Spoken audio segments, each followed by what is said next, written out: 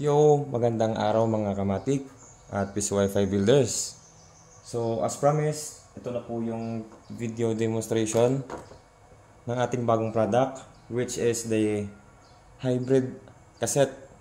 Sa mga nagtatanong po kung ano po yung the very purpose ng product na ito po yung product na angkop sa mga ISP providers na currently media converter pa yung ginagamit sa network nila at nagbabalak po mag-transition or mag-upgrade into OLT setup. So right now, i-demonstrate ko lang po. This will be just a short demonstration kung paano po mag-work or paano po yung basic setup nitong ating hybrid cassette. So as I mentioned, if galing po kayo ng media converter or yung tinatawag na MediaCon setup at nagbabalak po kayo mag-convert into optical line terminal, halimbawa po we can start by upgrading into example single GPON or single PON na OLT terminal. So right now, we have here the VSOL V1600GS. Ang kailangan naman po natin, kumbaga yung main ingredients para ma-upgrade natin yung network natin is of course, itong OLT. Sometimes, yung iba, prefer nila yung EPON. Mas simpler po kasi yung EPON. Since this one, VSOL is GPON, kailangan niya ng configuration. Meron tayong mga plug-and-play na mga OLT device katulad ng Hioso, yung 2-pon nila. Na-try na po namin yon. Maganda po siya kasi plug-and-play. But right now, ang demonstration natin, ito yung gagamitin natin. So, what you need is also this one, of course. What we call the ONU. Or the, simply put, ito po yung OLT router. So, ayun, familiar po yung karamihan sa atin. Yung iba tawag dito is pambansang router ng mga ISP providers, no? This is the EG814-5B5 or simply commonly known as the Huawei 5B5. So, of course, kailangan din po natin yung transmission medium or simply yung fiber. In this case, fiber pigtail na po yung gamit ko for easier demonstration. At syempre po, kailangan na rin natin yung tinatawag natin na fiber tester or the optical fiber tester. Yung iba, ang gamit nila is yung mas simpler at mas manipis na handheld. So okay lang yun, basta OPM po. Meron po siyang OPM mode.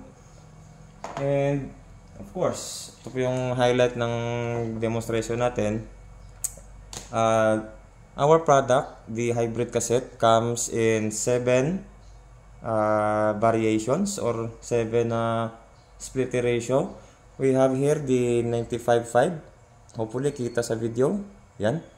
We have the 95.5. Ito po yung lowest natin so far na split ratio. Next, we have the 90.10. And 85-15, we also have the 80%, 20%, 75-25, 70-30, and last but not the least, we have the 50-50. So, napansin po ninyo, no? Yung meron tayo dito is, sa ngayon po, naka 8 ports pa lang tayo. And UPC connector siya. Or itong blue. In the future, hopefully we can release kung merong demand, yung APC na version or yung kulay green. And if merong maghahanap, we can also release the 16 port. So ang structure nito, madali lang naman po itong intindihin because we have designed this one to be user friendly. So from our OLT device or itong VSOL, reading natin yung output niya. So iset ko lang po siya sa 1490 since ito po yung ang downstream niya. Reading natin. So we have reading of, tama naman, no? uh, almost 9 dBm. I don't know kung kita, no? Almost 9, 8.98, 8 point something. So, our goal is to distribute internet sa mga bahay-bahay, hindi po ba? Gamit yung ganitong router. This one, this VSOL, yung single port po nito, since GPON po siya na technology, can accommodate up to 128 na ganito. Technically, yung tawag po dito is ONU, no? But, for the, demonstration sake lang, tawagin natin router. OLT router. So, 128 na ganito. Di ba ang dami? Maganda siya. So, what we will do is that we have to make sure na itong 9 dBm na optical power is mababudget natin siya. Yun yung term po kasi, budgeting. Power budget yung tinatawag natin. Kailangan natin siyang ma-distribute doon sa 128 for a maximum of 128 using ito na po yung gamit natin, ang hybrid cassette. By the way, sa ipon technology, for example, yung Hyoso, mas lower po yung capacity niya, no? One single port is able to accommodate 64 po siya na ONUs. Correct me if I'm wrong, moms and sirs, pwede po kayo mag-comment pag meron po akong mali sa sinabi ko, no? We are open. Sige, so how do we distribute? So, according sa datasheet nito, yung 5B5, para mag-function siya, meron siyang tinatawag na power input requirement.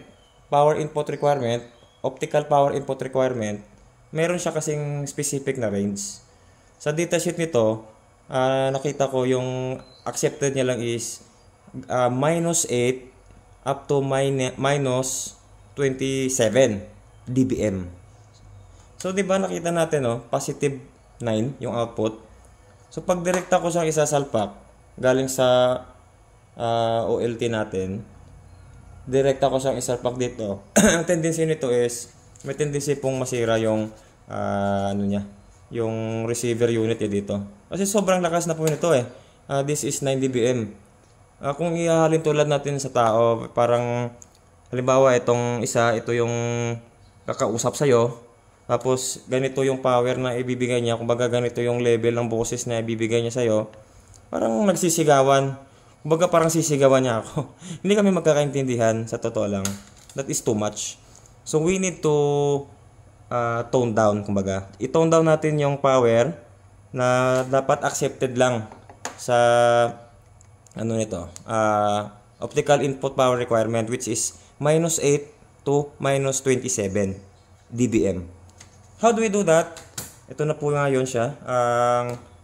Kailangan po natin siyang i-split. So, let's begin. Ito po ay lamang, no? Demonstration. Demonstration lamang siya. This is only a basic demonstration. So, simply put it, dito po sa ating cassette, hybrid cassette, meron tayong input. Input. And then, next is, kulay white. Ito po yung out. FBT out. Out FBT. And then, may mga ports tayo dito. May mga numbers. So, basically, ito po yung input na manggagaling sa source. Yes. So, right now, ito po yung first snap natin. Halimbawa, no? 95.5 yung gagamitin natin. Salpa ko lang po yan yung galing doon sa OLT. And then, itong 876, ito na po yung magiging output natin papunta sa mga, yan, correct, sa mga router. Try natin. So, bali, para for the mabilis tayo, mag-reading na lang tayo, no? Since yung kailangan natin, di ba, is ang input, i-tone down natin. To-tone down natin siya para maging, ma-tone down natin siya doon sa accepted level na negative 8, up to negative 27 dBm. Sige. Actually guys, ang accepted value is, di ba, negative 8. So, anything in between, pwede. But on our design, as much as possible, maganda kasi siya na ma-optimize natin. Yung accepted range natin is kahit maghalimbawa ano siya, maximum na siya yung -25 in our case. And then yan o. So from +9, ang output ng first snap natin is yan, -11. Actually, we can still optimize this one, but that will be on a separate video. Hopefully, makagawa pa ako ng tutorial. So, okay na siya. Kumbaga, pasok na siya sa range na -8 up to -27. So, pwede na natin i-deploy ito, no? Configure mo na lang at ayun, meron ka ng first subscriber. So, sa unang napbox mo, pwede kang mag-deploy ng up to 8. And then, on your second napbox, for example, mag-expand ka na doon sa kabila. So, saan mo ilalagay? Let's say, after, after 500 meters, lalagay ka na ng secondary nap. Yung second nap mo. Maglalagay ka na ng, for example, no? Yung next ratio mo is this one. So, the same concept, yung input nito is kukunin niya dito sa out ng first snap. By the way guys, this is what you call cascading design. Kung sa kung sa electronics pa, this is what they call series, parang naka-series. So simply plug the UPC connector, fiber pigtail.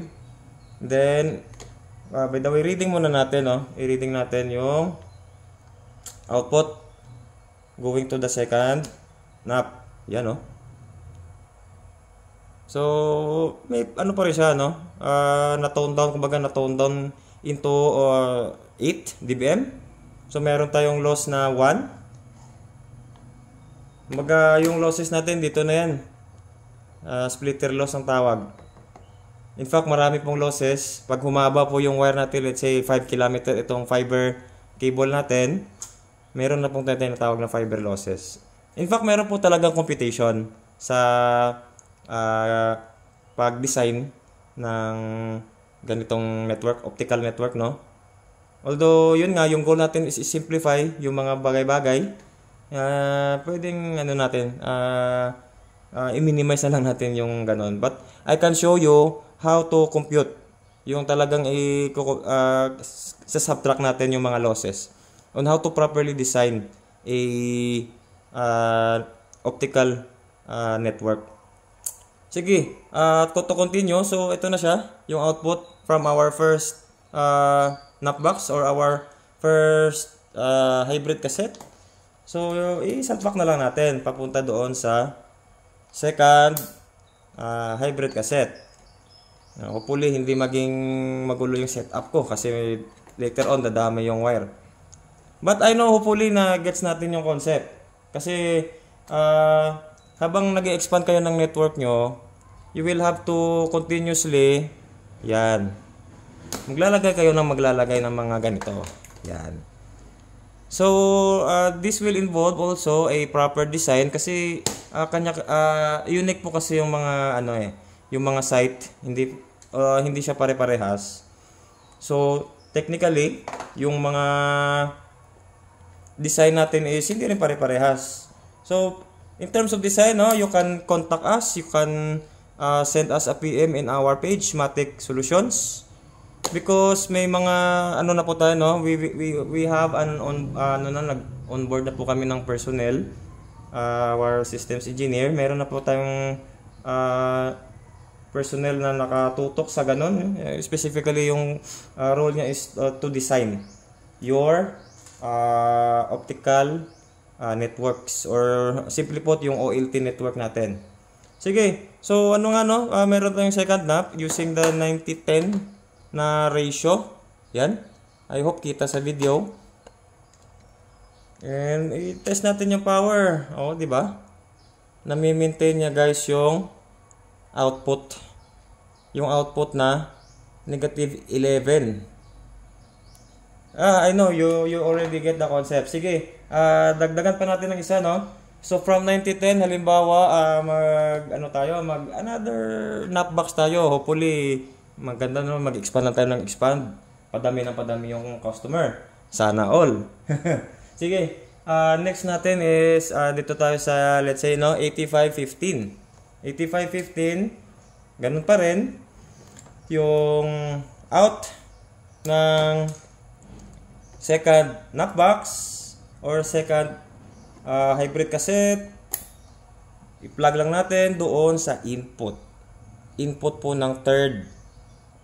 In this case, 85-15 na po yung ginamit natin, 85-15. So before I plug, i-measure natin yung output power. Yan guys, consistent naman siya guys.